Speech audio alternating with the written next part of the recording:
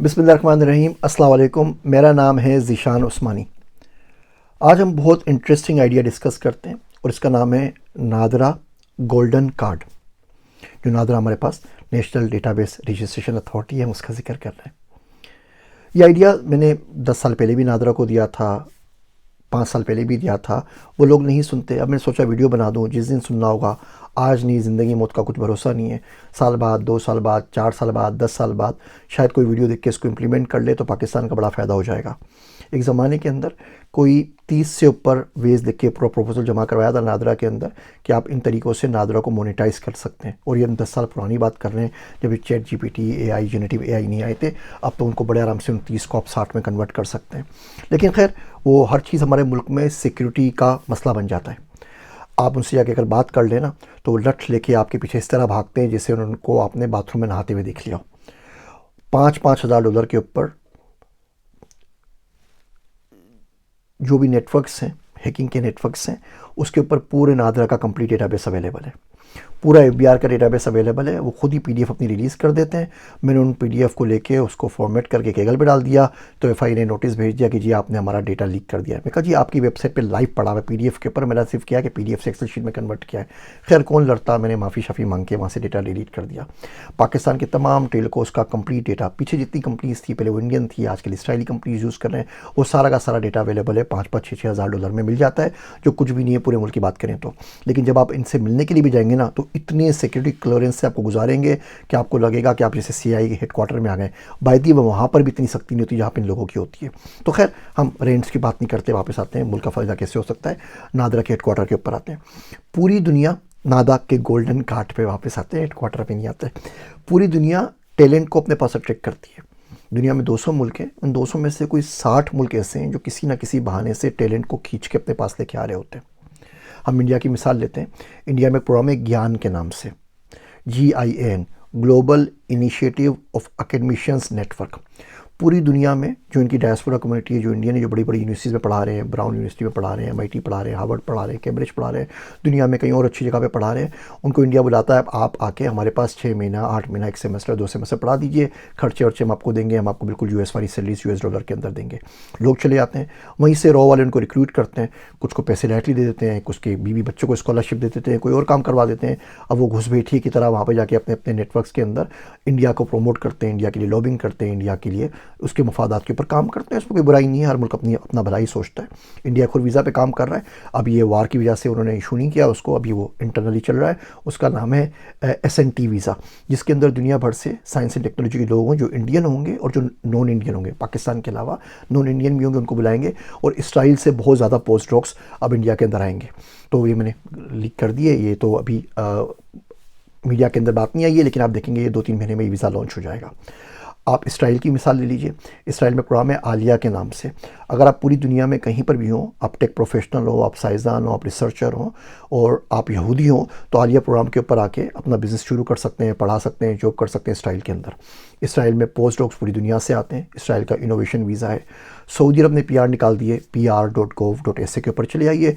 10,000 categories है कि आप वहाँ से सऊदी अरब का ग्रीन कार्ड ले सकते हैं। आपकी 30,000 तनख्वाह हो, आपने PhD किया हुआ हो, दुनिया की बड़ी बड़ी यूनिवर्सिटीज़ हैं, 100 यूनिवर्सिटीज़ से आपने अगर कोई भी डिग्री की हो, मास्टर्स PhD, सीधा ग्रीन कार्ड, कोई कामा फीस नहीं देनी, कोई कुछ नहीं करना। फैमिली को भी लेकर आ जाओ, डोमेस्टिक वर्कर को भी लेकर आ जाओ, बिज़नेस भी खरीद लो, फ्लैट भी खरीद लो, मदीना में अपार्टमेंट भी खरीद लो, सारे काम कर लो। PR सऊदी अरब ने लॉन्च कर दिए। आप चाइना को देख लीजिए, वो जो बेल्ट एंड रोड इनिशिएटिव है, तो बेल्ट एंड रोड के नाम से उन्होंने स्कॉलरशिप बनाई हुई है। चाइना ने टेक प्रोफेशनल्स के लिए ग्रीन कार्ड लॉन्च कर दिया है। इवन अगर आप चाइनीज़ नहीं भी हो तो आप ले सकते हैं। 1000 टैलेंट स्कॉलरशिप है चाइनीज़ डायस्पोरा के लिए, पूरी दुनिया से कहीं भी पढ़ा हुआ है जाए पढ़ने के लिए और वापस आके चाइना में काम करे। चाइना खुद अपने बच्चों को MIT, हार्वर्ड भेजता है। जाके देखें, एक एक क्लास जो ग्रेजुएट कर रही होती है, 20-20, 30-30% बच्चे चाइनीज़ होते हैं उस क्लास के अंदर, जो बड़ी बड़ी जगह से ग्रेजुएट कर रहे होते हैं और अमेरिकन ढूंढने से भी नहीं मिलता, वो सारे चाइना जा रहे होते हैं। तो दुनिया भर के, इसराइल का प्रोग्राम है, सऊदी अरब का प्रोग्राम है, UK का प्रोग्राम है, ऑस्ट्रेलिया का है, फ्रांस का है, टैलेंट वीज़ा है, ग्लोबल टैलेंट वीज़ा खुद मैंने दुनिया के कोई 11-12 जगह के लिए है। अमेरिका में O1 वीज़ा होता है जिसके ऊपर मैं आया था, NIW है नेशनल इंटरेस्ट वेवर, जिस पे मैंने बहुत सारी वीडियोस बनाई है।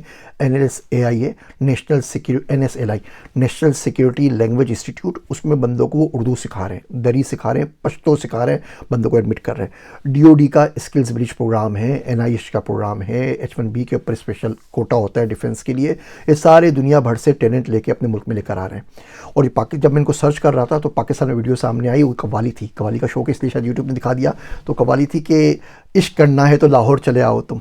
तो बहुत देर तक मैं काफ़ी हंसता रहा कि मैं टैलेंट प्रोग्राम सर्च कर रहा हूँ और पाकिस्तान इश्क करने के लिए लोगों को लाहौर बुला रहे हैं, और पाकिस्तान का ऐसा कोई भी प्रोग्राम नहीं है। तो मैं आपको एक आइडिया देता हूँ, आप नादरा का गोल्डन कार्ड लॉन्च कर दीजिए। शनाख्ती कार्ड हमारा हरे कलर का होता है ना, वो कार्ड जो होगा वो सुनहरी कलर का होगा, गोल्डन कलर का।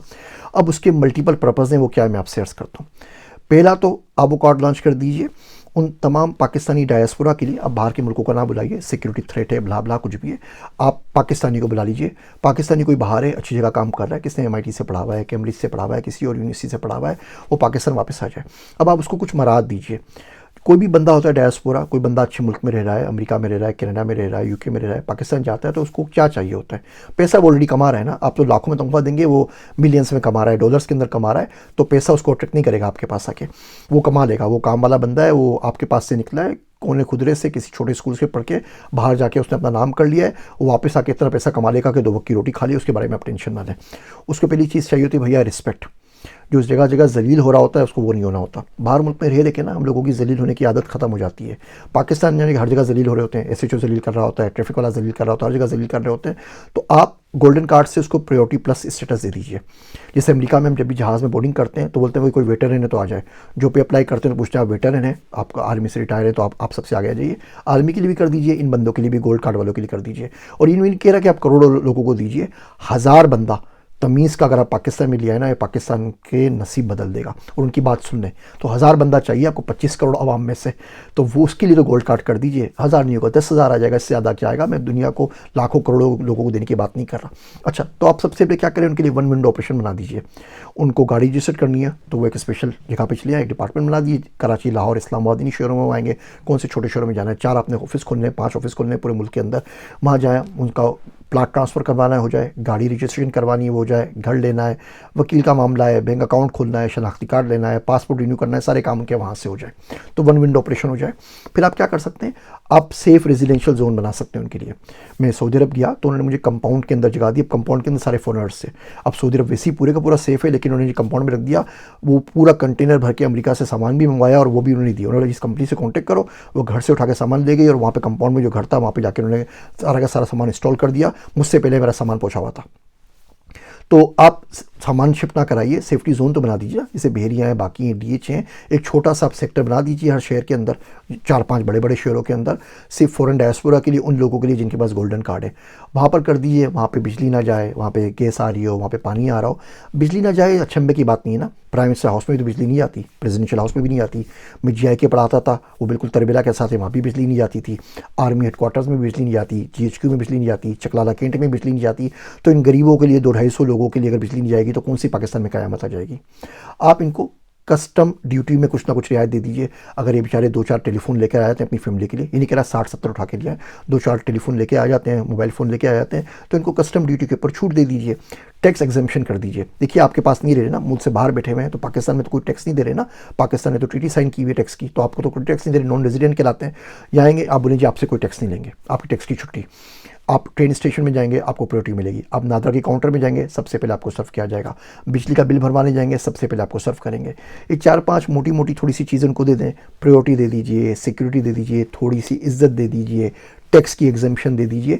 कोई कंसल्टिंग पोर्टल बना लीजिए, कोई ऐप बना लीजिए कि बंदे को कोई प्रॉब्लम हो इस गोल्डन कार्ड वाले को, तो उस पर्टिकुलर पोर्टल के ऊपर जाके अपनी कंप्लेंट कर दे और कोई ना कोई बंदा दूसरी तरफ सुनने वाला मौजूद हो। डायस्पोरा सिक्योरिटी यूनिट बना दीजिए, खुदा ना खास्ता कोई चोरी चकारी हो जाए, कुछ हो जाए, एक हॉटलाइन तो बना सकते हैं ना, 1-800 का नंबर तो बना सकते हैं ना इन 2500 लोगों के लिए, 2000 लोगों के लिए, कि उसके ऊपर कॉल करके बोलेंगे भैया मुझे कराची में कोई मेरा मोबाइल छीन के ले गया है, मेरे लिए आसानी कर दीजिए। कंसल्टिंग पोर्टल बना दीजिए, इनको खूब इंगेज करें।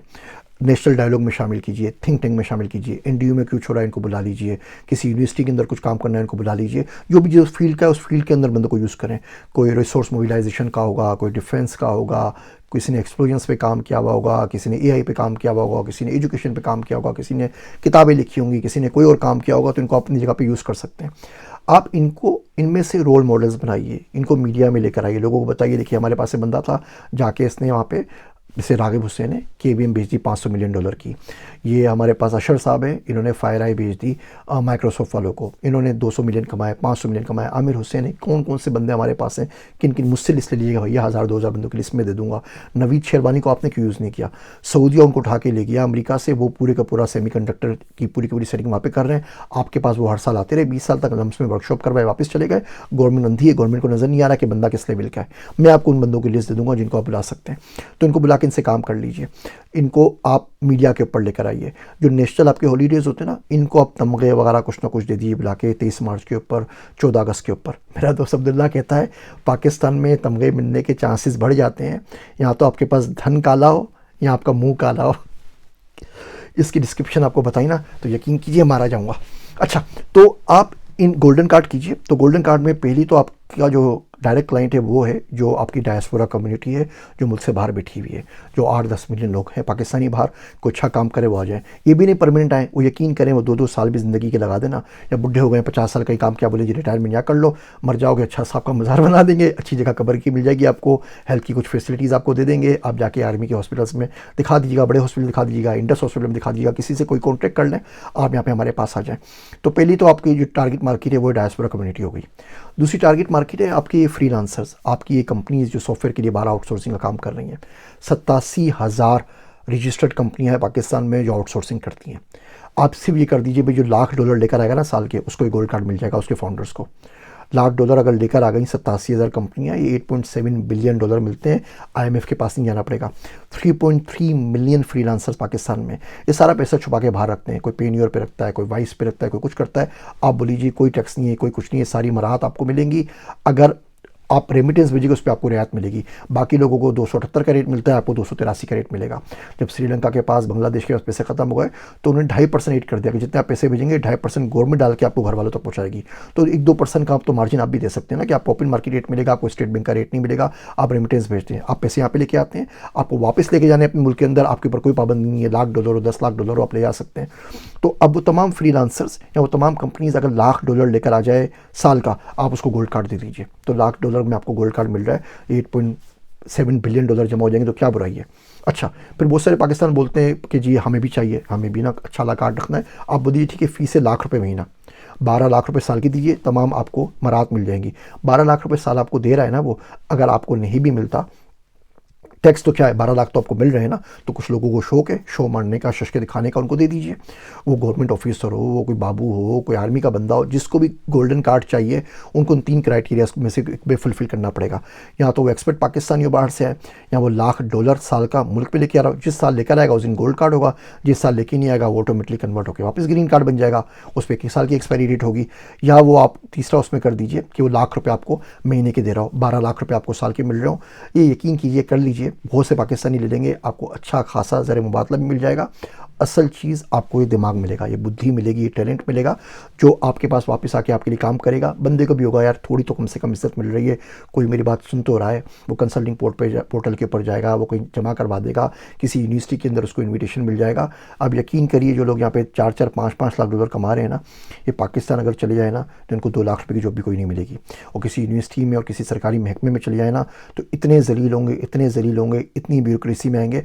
आप तो हाथ जोड़ के लेकर आ रहे हैं ना, आप तो चीफ ऑफ आर्मी स्टाफ हैं, आप प्राइम मिनिस्टर हैं, आप फॉरेन मिनिस्टर हैं, आप तो सलूट करके लेकर आ जाएंगे, बात बिल्कुल ठीक है, मुल्क के लिए काम करेगा। लेकिन जो मुल्क वाले उसका बेड़ा गर्क मारेंगे ना, वो आप सोच भी नहीं सकते कि बेचारा क्या कर रहा होगा। वो पढ़ के यहाँ से PhD करके जाएगा MIT से, कहीं से, किसी अच्छी जगह से, वहाँ पे जाके उसको ड्राइवरों की कमेटी का इंचार्ज बना देंगे और बोलेंगे तुम इन लोगों की अटेंडेंस लगाया करो। यूनिवर्सिटी के अंदर तो एक्स्ट्रा करिकुलर एक्टिविटीज़ होती हैं। सिर्फ पाकिस्तान के अगर आप लेक्चर्स रिकॉर्ड करने लग जाए ना, यूनिवर्सिटी में टीचर्स पढ़ा रहे हैं, तो 90% पाकिस्तानी प्रोफेसर्स को अपने हाथों से आप गोली मार देंगे। सिर्फ ये मैंडेटरी कर दीजिए कि हर यूनिवर्सिटी की हर क्लास में जो बंदा लेक्चर दे रहा है उसकी रिकॉर्डिंग होगी और लाइव आ जाएगी, कहीं ना कहीं किसी यूट्यूब के ऊपर कहीं ना कहीं आ जाएगी। 90% बंदा हमारा स्टाफ फारिग हो जाएगा। ये फिल्मों के कम वक्त हमारे स्टोरीज सुना रहे होते हैं और पता नहीं क्या क्या बात कर रहे होते हैं। जो टॉपिक होता है उस टॉपिक की इनको अलिफ बे नहीं पता होती, किताब नहीं पता होती, उस किताब के ऑथर का नाम नहीं पता होता। तो बहरहाल ये छोटा सा मशवरा है कि नादरा का गोल्ड कार्ड लॉन्च कीजिए पाकिस्तान डायस्पोरा कम्युनिटी के लिए, हर बंदे के लिए जो आपको ₹1,00,000 महीना यानी कि 12 लाख रुपए साल के दे सके, हर उस फ्रीलांसर के लिए, सॉफ्टवेयर के लिए, बंदे के लिए, कंपनी के लिए जो $1,00,000 कम से कम साल का लेकर आ रही हो मुल्क के अंदर, और ये आप इशू कर दीजिए। इससे नादरा को भी बड़ा फ़ायदा होगा, मुल्क के पास भी बहुत सारा पैसा आएगा और जो टैलेंट आएगा उससे यकीन कीजिए आप बहुत सारे मुल्कों के सामने सीना तान के आंखें मिला के खड़े हो सकते हैं। और बाकी तमाम मुल्क दुनिया के कर रहे हैं, मैं कोई अचंभे की बात नहीं कर रहा। इंडिया आपका राइवल है, वो भी कर रहा है, इसराइल भी कर रहा है, यूके भी कर रहा है, अमेरिका भी कर रहा है। उम्मीद करता हूँ 10 साल से तो रो रहा हूँ ये चीज़ें डिस्कस कर करके, बात समझ में नहीं आ रही। वो 10-15 साल का ना मेरा और पाकिस्तान का गैप चल रहा है बीच में, जो बात करता हूँ 15 साल बाद उनको समझ में आती है। तो 4-5 साल बाद इंशाल्लाह आपको बात समझ में आ जाएगी। वीडियो बना रहा हूँ, ज़िंदगी का कुछ भरोसा नहीं, और सोच रहा हूँ कि जितने वो 30-40 आइडियाज़ थे नादरा की मोनेटाइजेशन के ना, वो सब की वीडियोज़ बना देता हूँ। उम्मीद करता हूँ ये कोई बहुत बड़ा सिक्योरिटी रिस्क नहीं हो जाएगा और इसके ऊपर मुझे कोई नोटिस नहीं मिलेंगे। लेकिन अगर आप लोगों ने सुन लिया तो इंशाल्लाह ताला मुल्क का और आप सबका बहुत ज़्यादा फ़ायदा है। अल्लाह पाकिस्तान का हामी और नासिर और पाकिस्तान की हिफाजत फरमाए। वो क्या शेर था परवीन शाकिर का कि ए मादरे गीती तेरी हैरत भी बजा है, ए मादरे गीती तेरी हैरत भी बजा है, तेरे ही नाकाम आया तो सर किसके लिए था। मेरे वास्ते दुआ कीजिएगा। मैं हूँ आप सबका ज़ीशान उस्मानी।